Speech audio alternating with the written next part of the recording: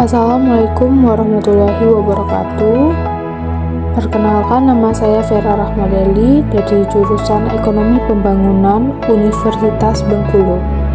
Baiklah, di sini saya akan menjelaskan sedikit tentang materi yang ada di bab 12 dan bab 13, yang dimana bab 12 itu membahas tentang investasi dan yang bab 13 itu membahas tentang pernyataan dari arus kas.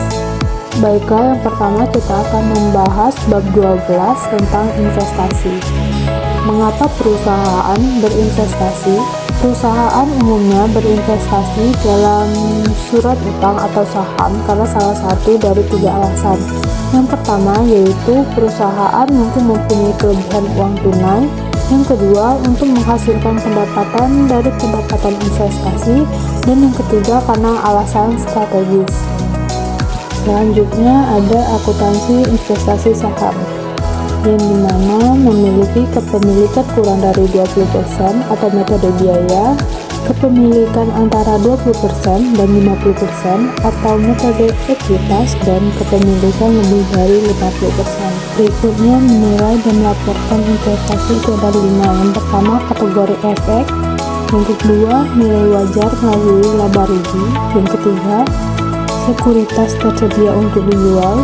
Yang keempat, penyajian laporan posisi keuangan. Dan yang kelima, yaitu keuntungan atau kerugian yang direalisasi dan belum direalisasi.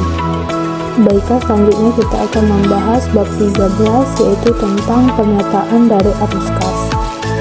Kegunaan dan format memberikan informasi untuk membantu menilai. Yang pertama, kemampuan entitas menghasilkan arus kas masa depan. Yang kedua, kemampuan entitas membayar dividen dan kewajiban. Yang ketiga, alasan adanya perbedaan antara laba bersih dan kas bersih.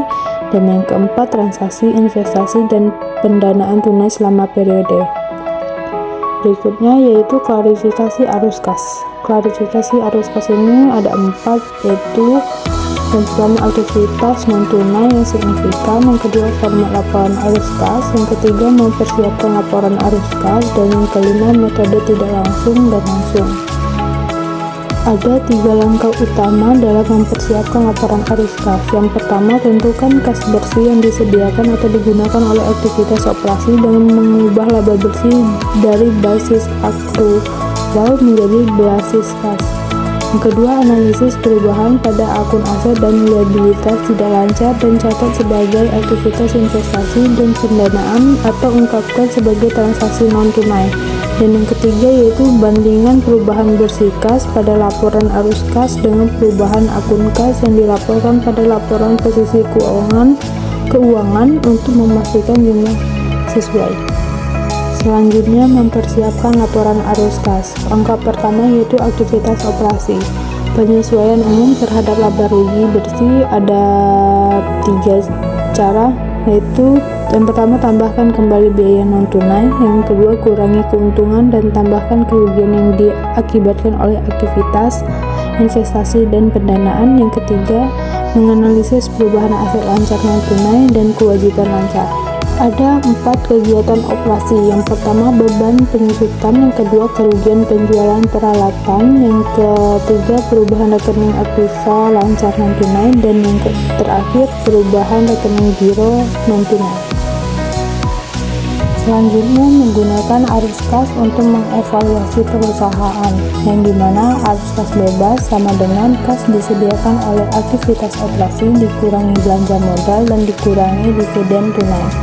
Berikutnya, menggunakan lembar kerja untuk mempersiapkan laporan kas.